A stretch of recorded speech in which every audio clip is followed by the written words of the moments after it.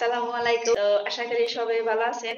আমি আজকে একটা জিনিস দেখাবো, এমন একটা জিনিস মানে আপনারা দেখলে সবাই ভালো পাইবেন।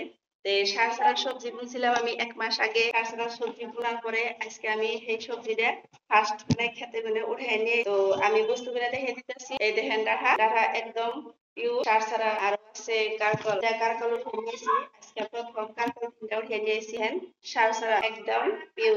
সবাই সার ছাড়া সবজি বোনার জন্য বাড়িতে ট্রাই করো। নিজে ট্রাই করে বাসা খাওয়ার মতো মজা আর কিছুই নাই। তো বন্ধুরা সবাই আমার চ্যানেলটা লাইক কমেন্ট শেয়ার সাবস্ক্রাইব করে দিবেন।